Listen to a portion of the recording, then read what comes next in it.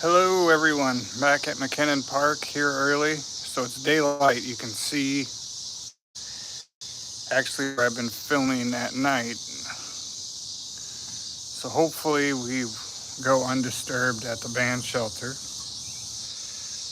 Alright, and hopefully no more disturbing comments on my YouTube feed tonight. Well, anyways, hello, my name is J.E. Krieger, author of the books of 9 and 10 Penance, and tonight I will be reading another chapter from my first novel, The Magic Paintbrush, and that's the first novel in the series. And I'm quite proud of it. It's about a boy trapped in a painting for all eternity. He's been trapped in the painting for over 500 years, and now he's decided to open up. Oh, it is noisy. That's why. All right. Well, hopefully you can hear me good above the cicadas and the vehicles behind me. But anyways, yeah, he's been trapped in the painting for over 500 years. He's telling a story to Stefan Vermeer. Now, in the last chapter, Dancers in Blue, Aidan Fragonard and Stefan Vermeer were chit-chatting with each other. And Vermeer pulled off several expensive paintings worth millions of dollars off the wall, set them in a pile for Fragonard to view.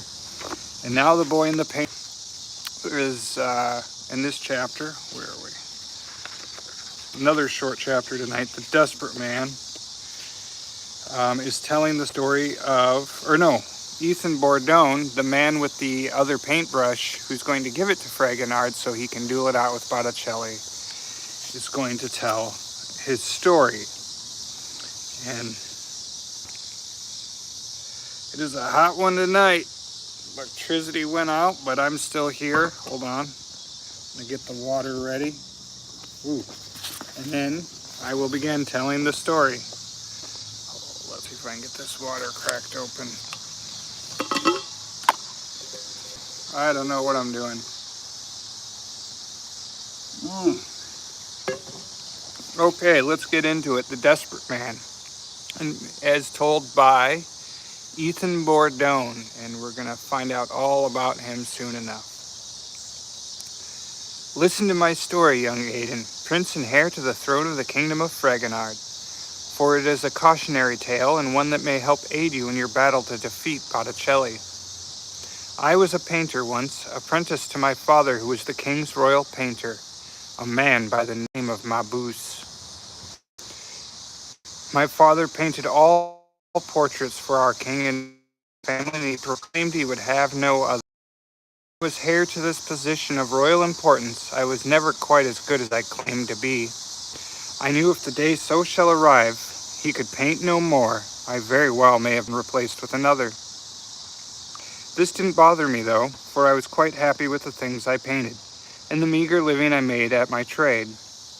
Then one day, Botticelli arrived in our kingdom. He started spreading a rumor that he was the greatest painter in all the land, and that no one rivaled his talents or could compare, including the king's royal painter. Once word reached my father, he became quite enraged to hear of these boastful claims against him. No matter, he knew his royal position was secure, so he blew this off as nothing more than the rhetoric of a desperate man seeking attention and a name for himself. I didn't think much about this over the course of the next few weeks, but then late one night, just as I was closing up, I heard a knock at the back door. I peeked through the window to see who it could be. There was an old man with a sunken demeanor standing there. His clothes were full of patches and holes, and his face was badly scarred, as if a mist of scalding hot vapor had sprayed over him. I thought perhaps it was a vagrant who had wandered off from the main.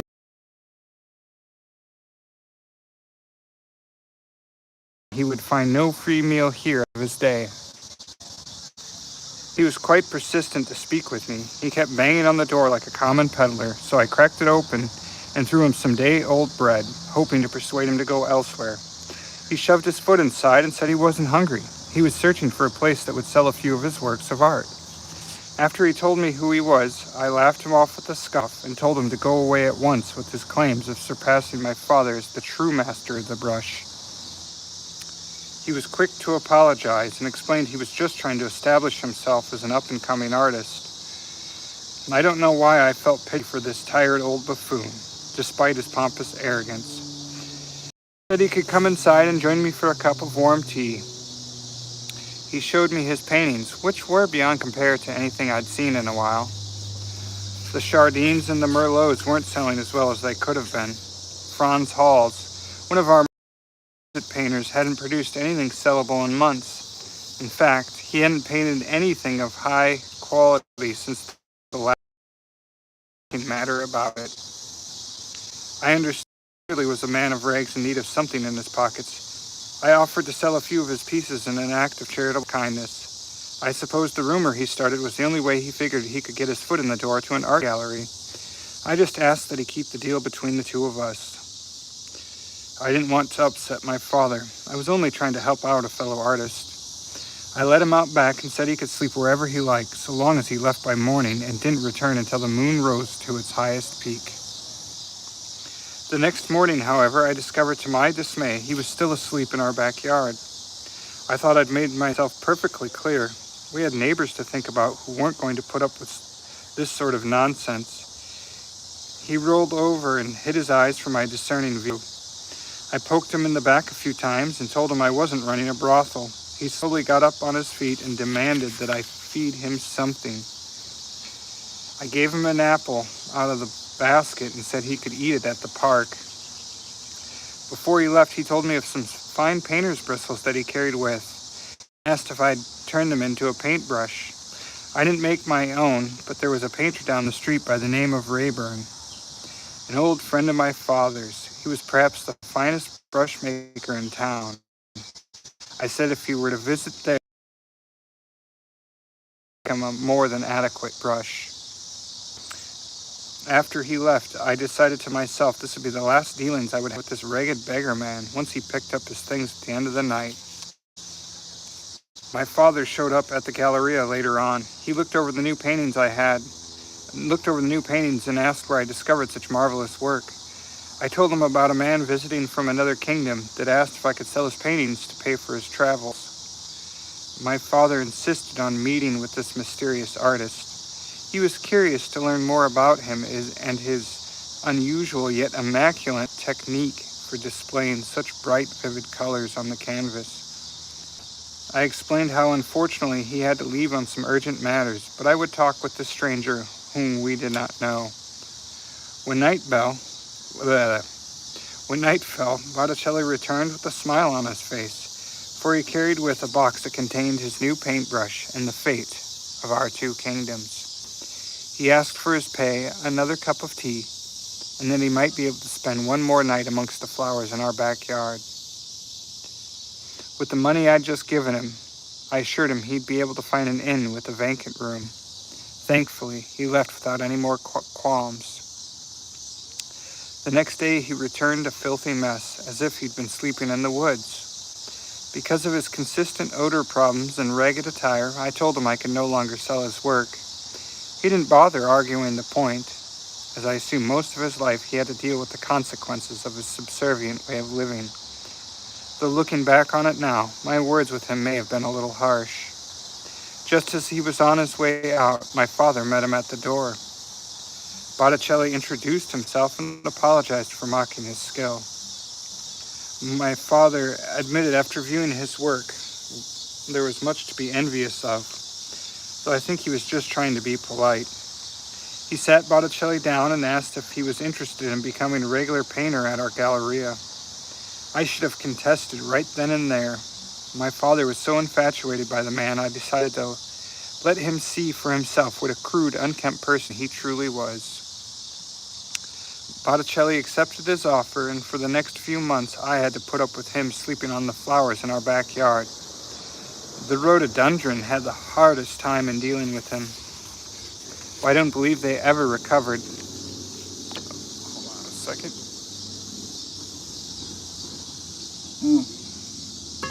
More water. He mostly kept to himself and generally worked at night. Though I rarely saw him, I was displeased with his laziness. My father never complained, for his paintings, when he produced them, always fetched a fair sum of money. Then one day the king announced he was throwing a ball for my father's birthday. I wore this fine feathered cap and buckled shoes with a dashing blue cape to go with my ensemble. I applied a few drops of perfume and adjusted my hat. All I had to do now was stop by the Galleria to pick up a painting called The Lovers. It was for the king's daughter, Eleanor Siddell. You should look her up if you get the chance.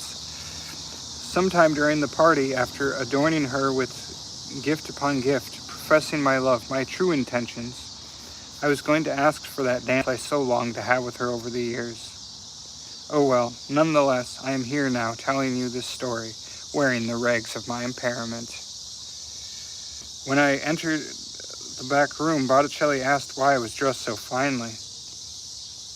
I told him the king was throwing a party, of course. I thought everyone knew. Upon hearing this news, he pleaded to go with. He even asked if I would introduce him to the king. I couldn't believe he would ask such an absurd question. Why, the king only met with those who had worked hard to earn and secure theirs, certainly not someone of his means. I let out a chortling snort and said, "With the way you often dress, I doubt the king would even allow you to pick through the garbage scraps at such a grand event." He was rather upset by my reply, but he needed to understand something. I had a girl to impress with my charm and wit. It was the proper protocol, and I couldn't be bothered by his inability to comprehend the obvious. So I ignored his foolish hopes in life and went to the party without giving it a second thought. Someone once asked me if it is better to be callous in the mind or careless with the heart. In this case, I chose to be mindful of the whole situation. There we go, and that's the end of that chapter, and the next chapter is called The Boy Blue. And so all the Ethan Bourdon chapters are named after famous paintings throughout history. For whatever reason, I can't remember who painted The Desperate Man. So The Boy Blue, we'll go over that in the next chapter. Tomorrow night when I read it, apparently, for the first time I've had no viewers, but that's fine. Seems almost every night there's some lunatic that gets and has some sort of unflattering comment, which I have to remove, but that's all right. That's the nature of the business. But for those of you who catch this live reading later on, I hope you are listening. I hope you do get to the end, and drop a like or a heart or something. Let me know that you guys are out there. I poured my heart and soul into this book, The Magic Paintbrush. So the next chapter should be fun. We've had a blackout here and where I live, so everything went dark. But I'm sure that didn't affect the live video. And the book is, as always, it's up on Amazon for $2.99 for the Kindle edition. You can order a copy if you want someday. Maybe someday we can hope and dream. And that's my hope and dream as an author, that I'll be able to make a sale online and not just at a book signing. But I've certainly sold quite a few copies at the book signings, and that's been a lot of fun. Other than that, I guess I don't know. I'll leave it at that, and I'll be back tomorrow night with, what did I say? The Boy Blue. And so, yeah, the Bourdon's dressed in blue head to toe, and you kind of get a sense of his character in this chapter. He's a little snotty.